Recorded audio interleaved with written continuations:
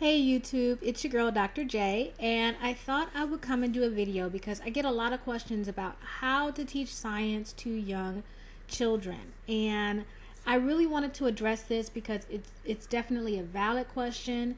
I'm going to say that my way isn't the only way. It's just a way that we've done. I think we've had a lot of success with it with our children, and we've done this with other children as well. My husband and I, when our kids were really young, we ran a mommy and me, daddy and me science club for young kids.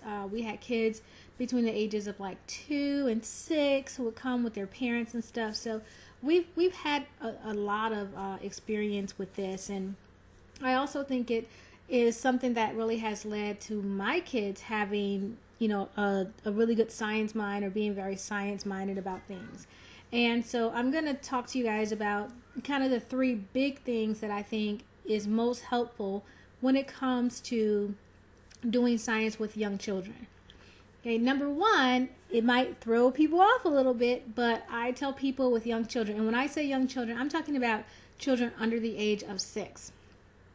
The biggest thing I suggest is don't do science, do experimentation. The reason I say that is because I think that it's really important to get out of the teaching science mindset, because they're young, they're not going to retain the information to the level that you would teach it, and it just gets away from them truly learning.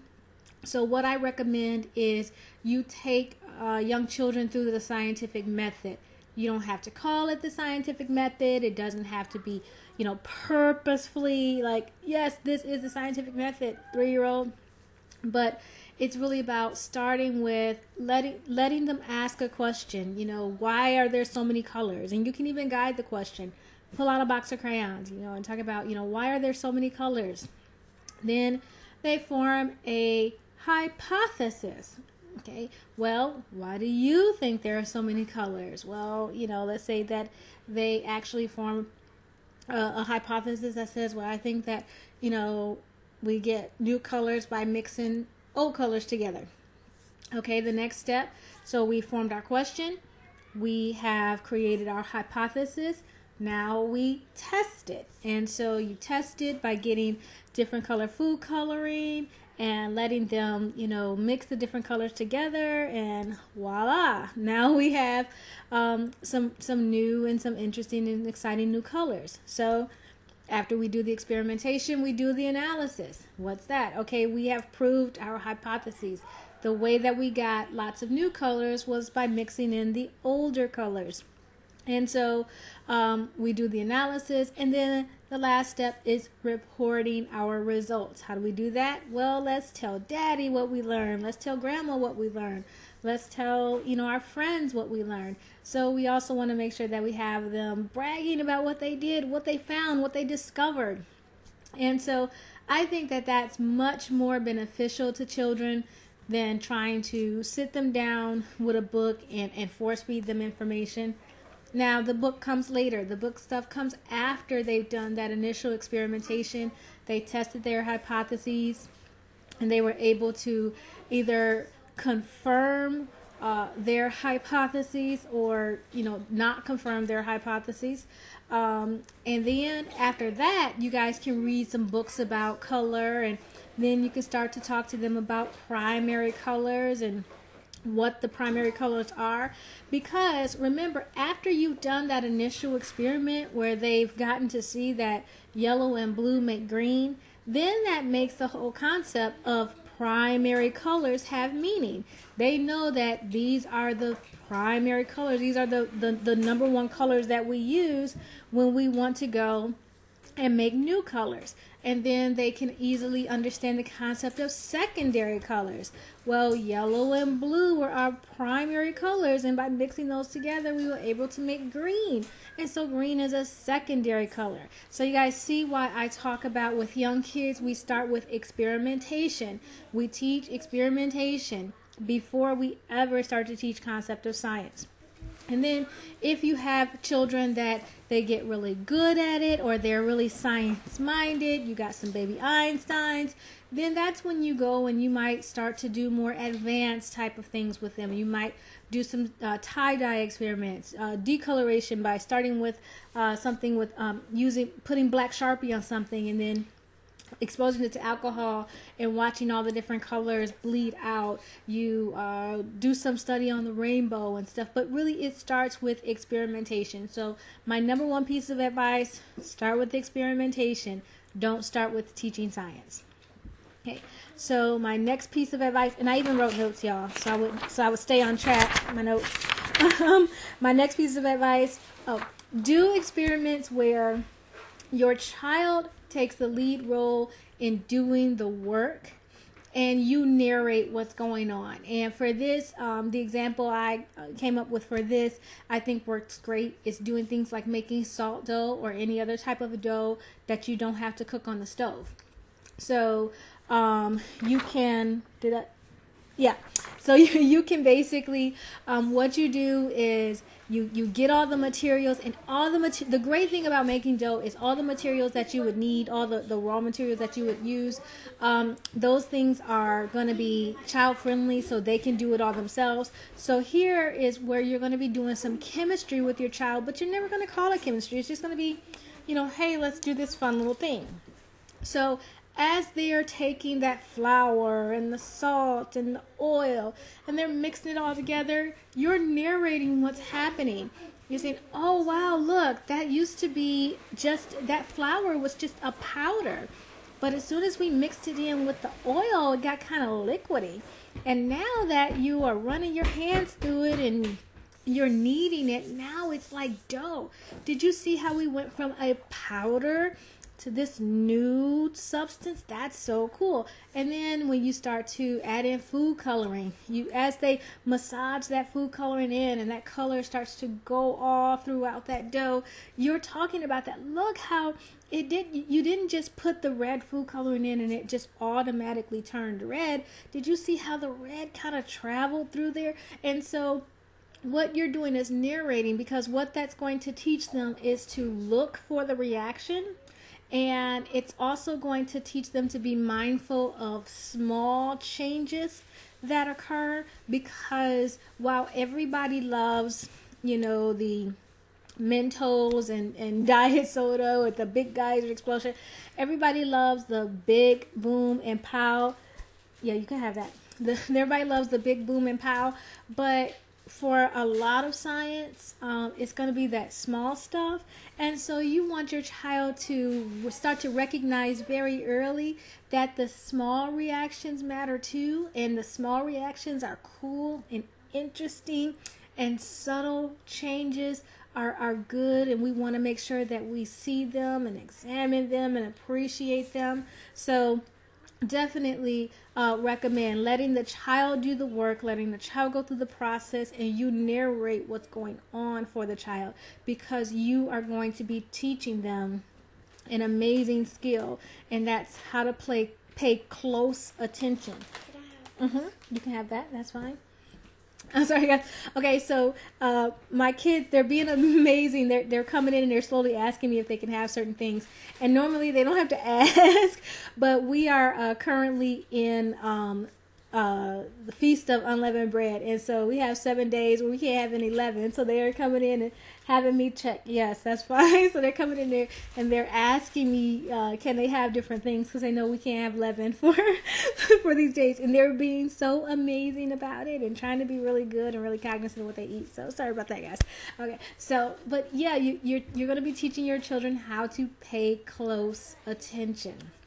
And as they pay close attention, you're also going to be teaching them how to appreciate subtle changes, how to have patience with things.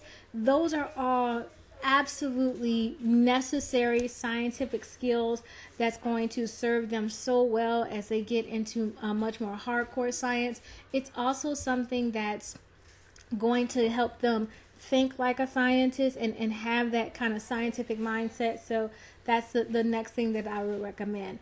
The third thing that I would recommend is that you set up experiments ahead of time for your child to kind of wander into. And one of the ways that I recommend doing that is I love science that just makes kids see that their world is important and things that are important to them are really important, and they merit discovery and review and analysis and time and attention.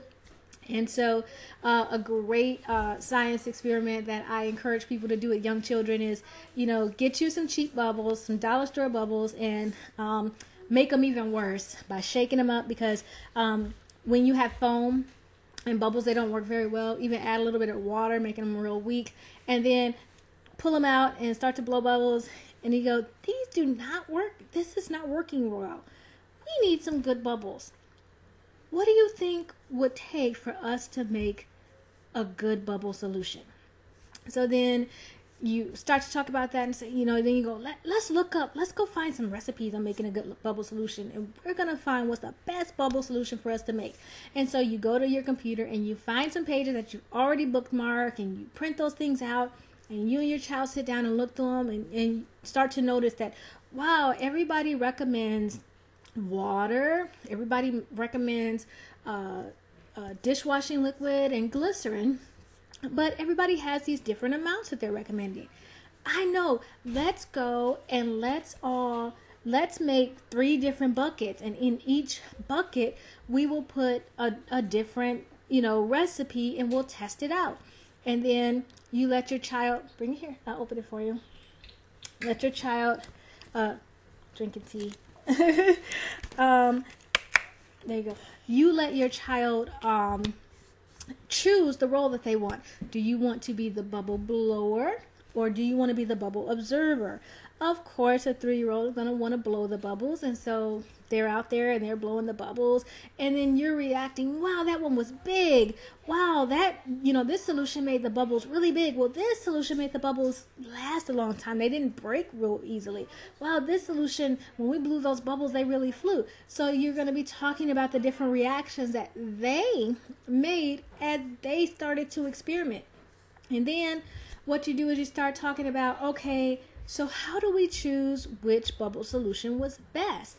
Because bubble solution A, they created big bubbles. Bubble solution B, they created bubbles that lasted a long time. And bubble solution C, they had bubbles, they didn't last very long, but they flew really high. And so your child will begin to start to examine, how do I categorize, how do I categorize things like best? And, what's best for me may not be best for everyone else, or for this situation I may want big bubbles, but for this situation over here I may want long-lasting bubbles. But when we go to the park and I'm playing with my friends, I might want bubbles that go very far. And so you're really going to be talking about the intricacies of things, and how in science it's really about how do we, science is about answering questions that are important to us in that moment, and the questions that are important to some people aren't important to others.